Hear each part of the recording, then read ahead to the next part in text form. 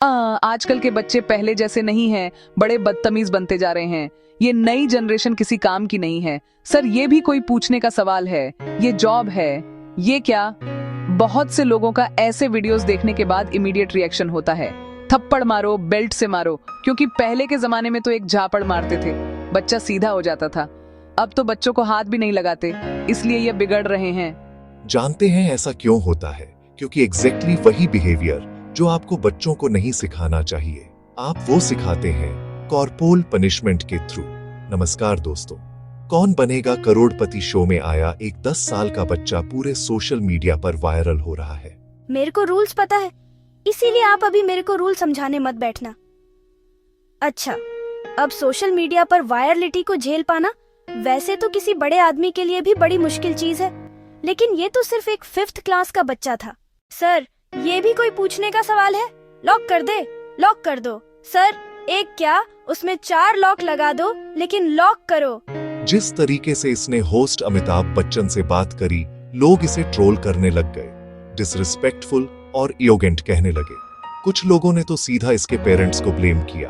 अगर आप अपने बच्चों को ह्यूमिलिटी, पेशेंस और मैनर्स नहीं सिखा सकते, तो वो ऐसे रड ओवर कॉन्फिडेंट बन जाते हैं। इसको लेकर एक नई डिबेट छिड़ गई। क्या इंडिया में नई जनरेशन के बच्चों में बिहेवियरल प्रॉब्लम्स बढ़ती जा रही है? क्या आज की नई जनरेशन वाकई पहले से ज्यादा रूड बन चुकी है? यहाँ एक इंपॉर्टेंट साइकोलॉजिकल फिनोमिना समझना जरूरी है दोस्तों, जो हर जनरेशन में रिपीट होता है। सोशल साइकोलॉजी में एक वेल डॉक्यूमेंटेड बायस, जिसे किड्स द डेज इफेक्ट कहा जाता है। आपने अक्सर सुना होगा लोगों को ये कहते हुए कि आजकल के बच्चे पहले जैसे नहीं हैं, बड़े बदतमीज बनते जा रहे हैं। ये नई जनरेशन किसी काम की नहीं है। Days are so lazy. They don't appreciate. They've hard work. They don't even the want. Actually में रिसर्चर्स ने पाया है कि हर जनरेशन के एडल्ट्स को लगता है कि आजकल के बच्चे उनकी जनरेशन के मुकाबले कम रिस्पेक्टफुल, कम इंटेलिजेंट और कम डिसिप्लिन्ड हैं। यह एक मेमोरी इल्यूजन है, जिसमें लोग अपने पास्ट को आइडियलाइज करते हैं और अपनी चाइल्डहुड को एक गोल्डन एज के रूप में याद करते हैं, जहां हम सब वेल बिहेव्ड थे। अरे, जब मैं तुम्हारी उम्र का था, तब मैं अगरबत्ती की रोशनी के नीचे पढ़ाई करके 100 में से 105 लाया करता था। अगरबत्ती, शर्म करो शर्म। लेकिन सच्चाई ये है कि उनके पेरेंट्स भी उनके बारे में यही कंप्लेंट्स किया करते थे और उनके पेरेंट्स के पेरेंट्स भी यही किया करते थे। अगर आप पास्ट में 100, 200, 300, 400, 1000 साल पहले भी चले जाओगे, तो हजारों साल पुरानी किताबों में भी यही लिखा गया है कि उस वक्त के पेरेंट्स को लगता था कि जो नई जनरेशन के बच्चे हैं वो बिगड़ रहे हैं। मजाक नहीं कर रहा। द एंशिएंट ग्रीस में 700 BC में एक राइटर ने लिखा था कि नई जनरेशन के बच्चों में एजिंग पेरेंट्स में रिस्पेक्ट खत्म हो रही है। ऐसे ही एरिस्टोटल ने भी अपनी राइटिंग्स में सिमिलर चीजें लिखी थी और साल 1750 के अराउंड इंग्लैंड में एक राइटर सैमुअल जॉनसन ने तो इस पैटर्न को भी आइडेंटिफाई कर लिया था। उन्होंने लिखा था, every old man complaints of the insolence of the rising generation. तो ये किड्स द डेज वाला इफेक्ट बड़ी ही वेल डॉक्यूमेंटेड चीज है आजकल सोशल साइंस में। लेकिन इसे एक्नॉलेज करने के बावजूद यह भी कहना सही नहीं होगा कि सब कुछ परफेक्ट चल रहा है, आजकल की जनरेशन में और कोई प्रॉब्लम ही नहीं है। यह बात भी सच्चाई है कि बहुत से बच्चे आज के दिन खराब बिहेव करते हैं, बदतमीजी से बिहेव करते हैं। उदाहरण के तौर पे ये वीडियो देखिए जो इंस्टाग्राम पर वायरल हुआ। You just eat, you pick, why not, but you just eat, it's not okay. एक औरत की आंखों के सामने बच्चा कूड़ा फेंकता है और जब वो औरत इस बच्चे को कूड़े को उठाने को कहती है तो वो मना कर देता है। बाद में एक और उसका दोस्त आकर फिर से उसके सामने कूड़ा फेंकता है। जाहिर सी बात है, इस वीडियो को देखकर कोई भी इंसान शॉक्ड रह जाएगा। आखिर ये बच्चे ऐसा कर क्यों रहे हैं? सिमिलरली, जब कौन बनेगा करोड़पति शो पर वो 10 साल का बच्चा अमिताभ बच्चन से रूडली बात करता है, तो मन में सवाल तो उठता है, आखिर ये ऐसा कर क्यों रहा? इन अलग अलग प्रकार के गलत बिहेवियर्स के पीछे कई सारे अलग अलग कारण हैं दोस्तों। सबसे पहला इशू है डेवलपमेंटल साइकोलॉजी का चाइल्ड डेवलपमेंट। जर्नल में पब्लिश की गई 40 से ज्यादा रिसर्च पेपर्स की एक एनालिसिस ने बताया कि छोटे बच्चे अक्सर ओवर एस्टिमेट करते हैं कि वह कितना जानते हैं। छोटे बच्चों में अपनी खुद की नॉलेज और एबिलिटीज को सही तरीके से जज करने की क्षमता नहीं होती। सही तरीके से पहचान पाना कि मैं कितना जानता हूं और मैं क्या क्या कर सकता हूं, इसकी क्षमता लेट एलिमेंट्री ईयर्स के बाद धीरे धीरे डेवलप होती है बच्चों। इसी कारण से दोस्तों, एक 10 साल के बच्चे को जेन्युइनली ये लग सकता है कि उसे सब कुछ पता है, जबकि एक्चुअली में उसे ज्यादा कुछ नहीं पता होता। ये एक नॉर्मल डेवलपमेंटल बायस है, लेकिन प्रेशर के अंडर ये योगेंस की तरह दिख सकता है। दूसरा, पिछले कुछ सालों में सोसाइटी के लेवल पर कई सारे ऐसे चेंजेस हुए हैं जो थ्रू हिस्ट्री पिछले हजारों सालों में शायद कभी नहीं देखने को मिले। अब ऐसी सिंगल चाइल्ड फैमिलीज दिखाई देती हैं जहां पर एक बच्चा है, लेकिन उस पर ध्यान देने के लिए 6 लोग हैं। 2 पेरेंट्स, 2 दादा दादी और 2 नाना नानी। इस चीज को मीडिया ने 6 पॉकेट सिंड्रोम का नाम दिया है। पहले यह चाइना में काफी पॉपुलर हुआ और अब इंडिया में अर्बन एरियाज में भी काफी देखने को मिल रहा है। ऐसे पेरेंट्स जिन्होंने एक ही बच्चा पैदा करने का फैसला लिया और उनके पेरेंट्स ने भी ऐसा ही किया। ऐसे में हुआ क्या कि इस एक बच्चे की हर डिमांड पूरा करने के लिए 6 लोग हमेशा तैयार खड़े हैं। ऐसे बच्चों को अक्सर इतनी अटेंशन मिलती है कि उन्हें लगता है कि पूरी दुनिया उनके अराउंड घूमती है। ये अटेंशन धीरे धीरे एंटाइटलमेंट में बदल जाती है और ऐसे बच्चे लिटरली फील करते हैं कि यह कोई छोटे राजकुमार या राजकुमारी है। इनकी हर ख्वाहिश को इमीडिएटली पूरा किया जाएगा, जो ये चाहते हैं उन्हें वह सब मिलेगा। इसी से ही खराब बिहेवियर डेवलप हो सकता है। बचपन में इन्हें हर चीज मिलती रही जो यह चाहते थे, लेकिन बाद में जब ये बाहर दुनिया में निकलते हैं, इन्हें पता चलता है कि दुनिया इनके अराउंड रिवॉल्व नहीं करती। हर समय इन्हें वो नहीं मिल सकता जो ये चाहते हैं, तो इनके अंदर योगेंस डेवलप होती है। इसी से ही क्लोजली कनेक्टेड है एक तीसरा कारण, पेरेंटल ओवरवैल्यूशन। जब पेरेंट्स बार बार लगातार बच्चे को कहते रहते हैं कि तुम दूसरों से ज्यादा स्पेशल हो, तुम एक्स्ट्रा ऑर्डिनरी हो, तो बच्चा और ज्यादा एंटाइटल्ड फील करता है। इससे बाद में जाकर नार्सिस्टिक पर्सनालिटी डेवलप हो सकती है। वैसे बच्चों को स्पेशल फील कराना एक अच्छी बात है, लेकिन यह अगर हद से ज्यादा किया गया तो बच्चे के बिहेवियर के लिए अच्छा नहीं होता। ये करने से बच्चों को अक्सर मैसेज जाता है कि अगर तुम स्मार्ट हो, टैलेंटेड हो, तो थोड़ा एटीट्यूड और थोड़ी रूडनेस चल जाती है। मुझसे कोई नहीं जीत सकता, आई एम द बेस्ट। और फिर दोस्तों आती है मॉडर्न इंडियन पेरेंटिंग की शायद सबसे बड़ी प्रॉब्लम, बच्चों को नहीं बोलने से डरना। मॉडर्न इंडियन पेरेंट्स ने लिटरली नहीं बोलना बंद कर दिया है। 2022 में ट्वीक इंडिया वेबसाइट के ऑनलाइन पोल में पाया गया कि 93% इंडियन पेरेंट्स ने एडमिट किया कि वो अपने बच्चों को डिसिप्लिन करने से स्ट्रगल कर रहे हैं। न्यूक्लियर फैमिली का कल्चर भी इससे काफी क्लोजली रिलेटेड है। पहले बच्चे जॉइंट फैमिलीज में बड़े करते थे। इससे बच्चे को अटेंशन तो मिलती थी, लेकिन उनके बिहेवियर की मॉनिटरिंग भी होती थी। उनको रिस्पेक्ट और एटिकेट सिखाने वाले ज्यादा लोग होते थे। कई रिसर्च पेपर्स ये दिखाते हैं कि जॉइंट फैमिली के बच्चों में न्यूक्लियर फैमिली के बच्चों के कंपैरिजन में कम बिहेवियर प्रॉब्लम्स होती है और सोशल और इमोशनल डेवलपमेंट ज्यादा होती है। और इस सब के बाद आया दोस्तों एक और कारण 5 साल पहले है, कोविड पेंडेमिक। ये चीज भी एक फैक्ट है कि कोविड पेंडेमिक की वजह से बच्चों में बिहेवियरल प्रॉब्लम्स बहुत ज्यादा बढ़ गई हैं। सिर्फ इंडिया में ही नहीं, बल्कि दुनिया में जहां जहां पर हार्श लॉकडाउन्स हुए थे, वहां पर जब स्कूल्स रीओपन हुए तो टीचर्स शॉक्ड थे बच्चों को देखकर। टीचर्स ने नोटिस किया कि वो बच्चे जो पेंडेमिक से पहले वेल बिहेव्ड होते थे, अब वो भी ज्यादा एग्रेसिवली बिहेव कर रहे हैं और कम रिस्पेक्टफुल तरीके से बिहेव कर रहे हैं। इसका सबसे बड़ा कारण है सोशल आइसोलेशन। बच्चों की डेवलपमेंट में एक बहुत अहम हिस्सा होता है बाकी बच्चों से इंटरैक्ट करना। यहीं से ही बच्चों को वैल्यूएबल सोशल स्किल्स सीखने का मौका मिलता है। लेकिन कोविड की वजह से 1 साल तक बच्चे घर पर बंद रहे, स्क्रीन्स देखते रहे और सोशल इंटरेक्शन ऑलमोस्ट खत्म हो गया। इससे एक बड़ा भयानक इम्पैक्ट पड़ा।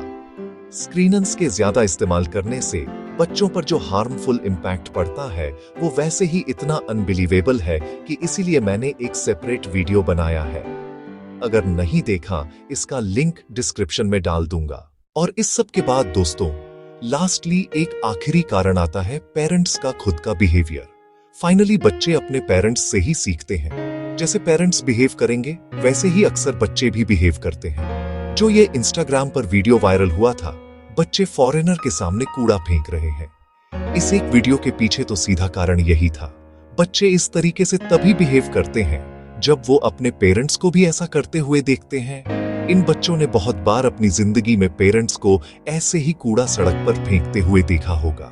यही कारण है कि वह इतने कैजुअली कूड़े को इस तरीके से फेंक रहे हैं। और यही कारण है कि जब वो औरत कूड़ा उठाने को कहती है you pick up, it's not like you pick up, तो ये बच्चे शॉक्ड हो जाते हैं। उन्हें समझ नहीं आता कि ये क्या करने को कहा जा रहा है। आज तक हमें जिंदगी में तो कभी ऐसा करने को नहीं कहा गया। अब चिंता की बात यहाँ पर यह भी है दोस्तों कि बहुत से लोगों का ऐसे वीडियोस देखने के बाद इमीडिएट रिएक्शन होता है, थप्पड़ मारो, बेल्ट से मारो, मजाक नहीं कर रहा। इस केबीसी वाले वीडियो के वायरल होने के बाद सोशल मीडिया पर ऐसी कई रील्स वायरल हुई। ये देखिए, लगभग 2.5 लाख लोगों ने इसे लाइक किया है। ऐसे बच्चों को सीधे तौर पर पीटने की बात की जा रही है। ऐसी ही एक और ये रील जहां पर इसे डिजीज कहा जा रहा है और ट्रीटमेंट में बेल्ट दिखाई जा रही है। हमारे देश में एक बहुत बड़े सेक्शन ऑफ लोगों का ये मानना है कि पहले के जमाने में तो एक झापड़ मारते थे, बच्चा सीधा हो जाता था। अब तो बच्चों को हाथ भी नहीं लगाते, इसीलिए ये बिगड़ रहे हैं। ऐसी सोच दोस्तों एक बहुत बड़ी गलतफहमी है। इंग्लिश में इसे कॉर्पोरल पनिशमेंट कहा जाता है और ये एक बड़ी अनफॉर्चुनेट चीज है कि इंडियन सोसाइटी में ये कॉर्पोरल पनिशमेंट एक बहुत ही एक्सेप्टेड और नॉर्मलाइज्ड प्रैक्टिस है। घरों से लेकर स्कूलों में हर जगह ये कहा जाता है, पढ़ोगे नहीं तो मार पड़ेगी, गलती की है तो सजा मिलेगी। और ऊपर से अगर आप देखोगे तो आपको देखकर लगेगा कि ये चीज काम भी करती है। बच्चा डर के मारे चुप हो जाता है, कंप्लाई करने लगता है। लेकिन यहाँ पर एक बहुत क्रूशियल डिफरेंस है कंप्लायंस और रिस्पेक्ट में। ढेरों साइंटिफिक रिसर्च स्टडीज ये दिखाती है कि जब एक बच्चा डर के मारे अपना कोई बिहेवियर करता है तो वो यह नहीं समझता कि वो बिहेवियर करना गलत क्यों है। वो बस एक ही चीज सीखता है कि अगर पकड़ा गया तो मार पड़ेगी। इसका मतलब यह है कि जैसे ही वह पकड़ा जाने से बच जाए, जैसे ही यह डर कुछ सेकंड के लिए गायब हो जाए, उसका खराब बिहेवियर वापस आ जाता है। उल्टा उस गलत बिहेवियर को करने की क्यूरियोसिटी उसके अंदर और जाग जाती है, क्योंकि उसे अपने सवाल का जवाब नहीं मिला है। उसे यह नहीं पता कि यह बिहेवियर गलत क्यों है, बस उसे यह पता है कि मार पड़ेगी अगर किया तो। एक नेचुरल क्यूरियोसिटी उसके अंदर जागती है कि आखिर क्या है ऐसा उस बिहेवियर के अंदर। यही कारण है कि बहुत से पेरेंट्स जिन्होंने अपने बच्चों को सालों तक कहा कि शराब मत पी, सिगरेट मत पी, नहीं तो मार पड़ेगी, यही बच्चे जब बाद में जाकर बड़े हुए तो इन्होंने शराब और सिगरेट पीनी शुरू कर दी। उसकी आदत लग गई क्योंकि इनके मन के अंदर क्यूरियोसिटी थी उन चीजों को लेकर। इन्हें असली कारण तो कभी बताया ही नहीं गया था और जैसे ही वो डर हटा मार लगने का, वैसे ही यह उसकी ओर भागे। लेकिन इसके अलावा भी दोस्तों कॉर्पोरल पनिशमेंट के कई सारे और नेगेटिव इम्पैक्ट्स हैं। जिन बच्चों को मारा पीटा जाता है वह ज्यादा अग्रेसिव होते हैं, एंटी सोशल बिहेवियर उनमें बढ़ जाता है और उनकी मेंटल हेल्थ खराब हो जाती है। बाद में जाकर उनका कॉन्फिडेंस भी खराब हो जाता है। जानते हैं ऐसा क्यों होता है? क्योंकि एग्जैक्टली वही बिहेवियर जो आपको बच्चों को नहीं सिखाना चाहिए, आप वो सिखाते हैं कॉर्पोरल पनिशमेंट के थ्रू। बार बार बच्चे को मारपीट का डर दिखाकर यही सिखाया जाता है कि वायलेंस और अग्रेशन ही सही तरीका है दुनिया में अपनी पावर एक्सरसाइज करने का। दुनिया में अगर आगे चलकर कुछ भी अचीव करना है तो वो मारपीट, डर और थ्रेट से किया जाए। नहीं मारेंगी ना? हाँ, नहीं मारेंगे। तो अब एक सवाल आपके मन में आएगा कि अगर यह सशन नहीं है तो क्या है? बात यह है दोस्तों, मैंने अभी तक आपको 2 एक्सट्रीम्स दिखाए हैं। एक एक्सट्रीम है कि बच्चे को मारना पीटना और डर के साथ सिखाना, और दूसरा एक्सट्रीम है कि बच्चे को कभी मना ही ना करना, इतना सेंटर ऑफ अटेंशन बना देना कि उसके अंदर एंटाइटलमेंट और योगेंस आ जाए। इस दूसरे एक्सट्रीम में बच्चों को लगता है कि किसी भी बिहेवियर का कोई कॉन्सिक्वेंस नहीं होता।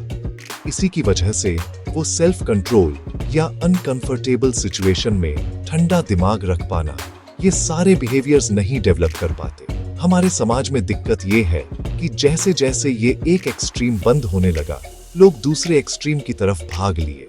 अर्बन एरियाज में फियर बेस्ड पेरेंटिंग तो बंद हो गई, लेकिन उसकी जगह टीचर्स और पेरेंट्स को पॉजिटिव डिसिप्लिन टेक्निक्स में प्रॉपरली ट्रेन नहीं किया गया। रिजल्ट ये है कि फियर तो खत्म हो गया, लेकिन उसकी जगह रिस्पेक्ट नहीं आई।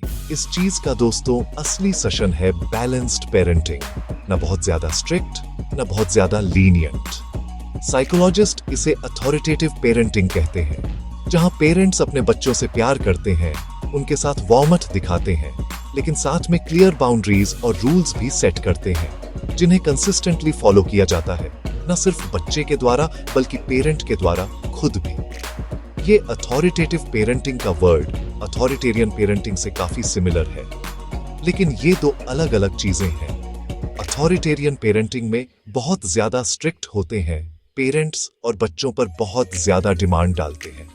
आज के बाद कोई घर पे कंप्लेंट लेके आया, शान असलियत में अच्छे बिहेवियर सिखाने का सही तरीका है कि सबसे पहले एज अ पेरेंट आप उन्हें खुद फॉलो करो। आप खुद वैसे बिहेव करो जैसा कि आप चाहते हो कि आपका बच्चा बिहेव करे। कूड़ा कभी सड़क पर नहीं फेंकना, हमेशा डस्टबिन में फेंकना है। डस्टबिन नहीं मिले तो अपने पास अपनी पॉकेट में रखना है। दूसरों के सामने कभी भी ओवर कॉन्फिडेंट और एरोगेंट नहीं रहना, हमेशा ह्यूमिलिटी और एम्पैथी से पेश आना है। दूसरी चीज, अगर आपके अच्छे बिहेवियर के बावजूद बच्चा कोई गलत बिहेवियर करता है तो आपको उसे बोलकर समझाना है।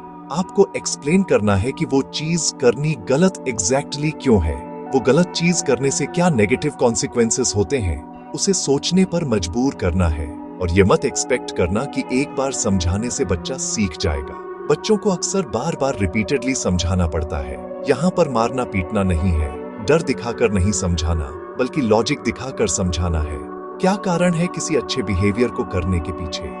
उदाहरण के तौर पर अगर आप किसी शॉपिंग मॉल में एक टॉयज की दुकान के सामने से गुजरते हो और आपका बच्चा देखकर कहता है कि मुझे यह टॉय चाहिए, और आपको उसको यह सिखाना है कि हर समय हर ख्वाहिश को पूरा नहीं किया जा सकता, तो आप उसे प्यार से बताकर समझाओ कि क्यों यह टॉय नहीं खरीदा जा सकता। शायद आप कह सकते हो कि हमारे पास पैसों की कमी है, हम इतना अफोर्ड नहीं कर सकते इस पर खर्च करना।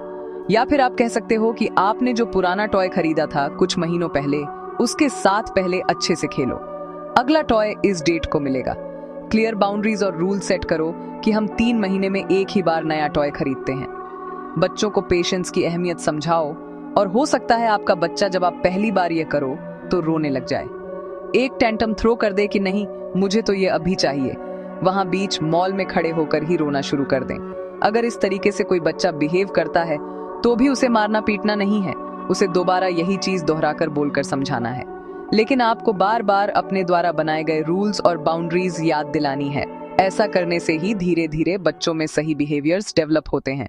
बाकी और डिटेल में अगर आप समझना चाहते हो अपनी किसी पर्सनल सिचुएशन को डिस्क्राइब करके कि एग्जैक्टली मुझे इस सिचुएशन में कैसे बिहेव करना चाहिए, तो किसी AI चैटबॉट से अथॉरिटेटिव पेरेंटिंग के बारे में पूछ सकते हो।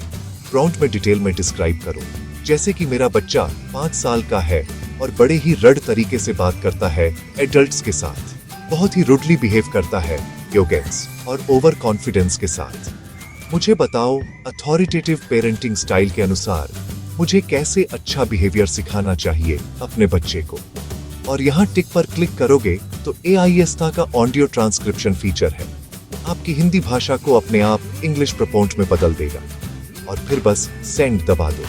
वैसे ऐसे किसी भी टाइप के सवालों के लिए बेस्ट AI प्लेटफॉर्म है यहाँ पर AI फिएस्ता। मैं इसलिए नहीं कह रहा क्योंकि मेरे द्वारा बनाया गया AI प्लेटफॉर्म है ये। वैसे एक कारण वो भी है, लेकिन दूसरा और ज्यादा इंपॉर्टेंट कारण ये है कि हमने नया सुपर फिएस्ता मोड इंट्रोड्यूस किया है।